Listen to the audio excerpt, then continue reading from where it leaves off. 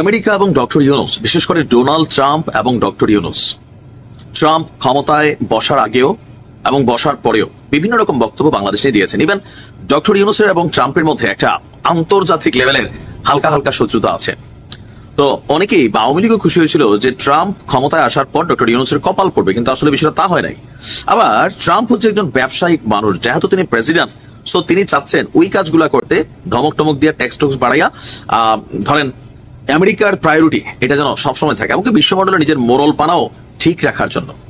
আমরা কেন কথা বলছি যে আমাদের ভিডিওর ক্যাপশন আমরা দিয়েছি যে ডক্টর ইউনুসকে দিয়ে বা অন্তর্বর্তী সরকারকে দিয়ে আমেরিকা যে কাজটা করিয়ে নিতে চায় সেটা আদৌ কতটুকু সঠিক হবে। আমি আর আগের ভিডিওতে বলেছি যে একটি মানবিক করিডোর এটা কিন্তু খারাপ জিনিস না, বাট বাস্তবিক প্রেক্ষাপটে আমাদের সামরিক সক্ষমতা, অর্থনৈতিক সক্ষমতা, তারপর হচ্ছে বিভিন্ন ধরনের অ্যাক্টিভিটি যদি আমরা ফিল করি, ট্রাই করি, বা যেই ওয়েতে করিডোরটা দেওয়ার জন্য বলা হচ্ছে, মিয়ানমারের বর্তমান পরিস্থিতি, আরাকান আর্মি, সামরিক জান্তা একে অন্যের সাথে লাগালাগি, বাংলাদেশের টেকনাফ থেকে বিভিন্ন সময় কয়েকদিন পর পর আরাকান আর্মি আমাদের জেলেদেরকে ধরে নিয়ে যায়।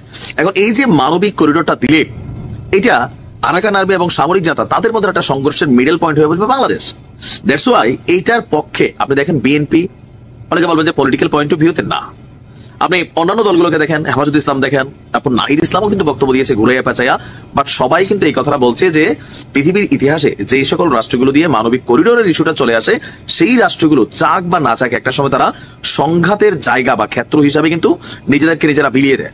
মানে এই দেশগুলোর এই করিডোরের মধ্যেও এখানে আক্রমণের ইস্যু চলে আসে। তো বাংলাদেশ আজকের দিনে মিয়ানমারকে মোকাবেলা করার মতন সক্ষমতা নাই, এটা অনেকেই জানেন না। সামরিক সক্ষমতায় মিয়ানমার থেকে আমরা অনেক পিছনে।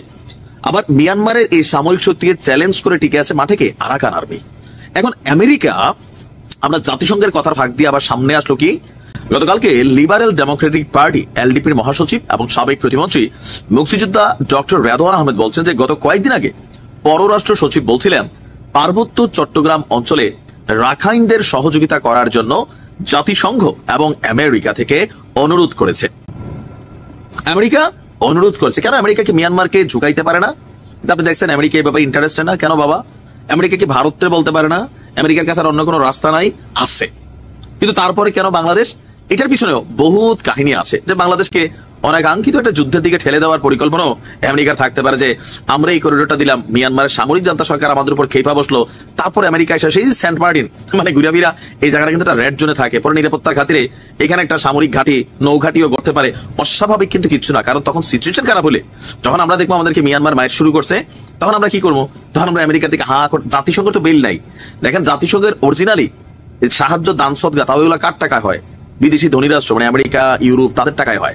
সো জাতিসংঘের কোন সিদ্ধান্ত মানে হচ্ছে এটা আমেরিকা হ্যাঁ না বলে এটা কখনই হয় না। আপনি প্যালেস্টাইনই দেখেন, আপনি ওইখানে কোন রকম সহযোগিতা পাঠাতে পারতেছে না কেন? আমেরিকার হ্যাঁ নাই, আমেরিকা এটা কাটতেছে টেকনিক্যালি। সো এই ক্ষেত্রে আমেরিকা চাচ্ছে যে এই সরকার ক্ষমতায় থাকতে থাকতে একটা মানবিক করিডোর তৈরি করে ফেলতে।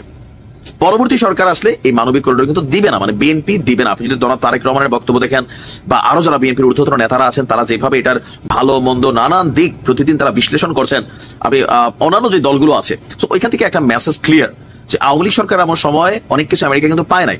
আবার এখন ডক্টর ইউনূস সরকারের পরবর্তী যে গণতান্ত্রিক সরকার আসবে, রাজনৈতিক সরকার আসবে, সেখানেও কিন্তু এটা নিয়ে একটা নানান ঝক্কি ঝামেলা বাঁধবে।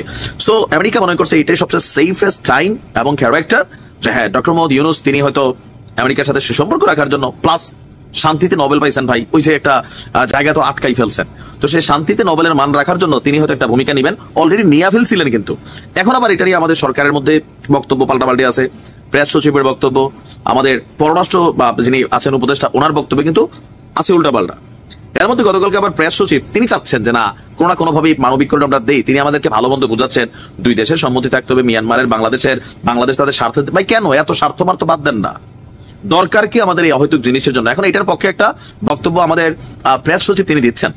আমরা যারা আমজনতা আছে আমরা কি একবার কিচ্ছু বুঝি না? আপনারা চেয়ারে বসছেন, আপনারা সব বুঝে ফেলতেছেন। আমেরিকা নিজেদের স্বার্থ আদায় করার জন্য নানান কৌশল অ্যাক্টিভিটিস চালায়। তা আমার কাছে মনে হচ্ছে যে এটাও একটা অ্যাক্টিভিটিস, যে জাতিসংঘ এবং আমেরিকা অনুরোধ করছে একটা মানবিক করিডোর দিতে। এই সরকার সকল রাজনৈতিক দলগুলোর সম্মতি ছাড়া কোন মানবিক করিডোর দেওয়ার এখতিয়ার নেই। প্রত্যেকটা রাজনৈতিক দল কিন্তু এই কথা বলছে যে আপনাদেরকে চেয়ারে বসানো হয়েছে, আপনার দেশের ভেতরে সংস্কার করেন, ওইগুলো আপনাদের এখতিয়ারে যাওয়ার বিষয় না। মানে আমেরিকা তারা পিছু ছাড়বে না, হয়তো আরো নতুন পড়াটরা দিবে, ঝামেলাও তৈরি করতে পারে, অস্বাভাবিক কিছু না। দেখা যায় কি হয়। ভালো থাকুন।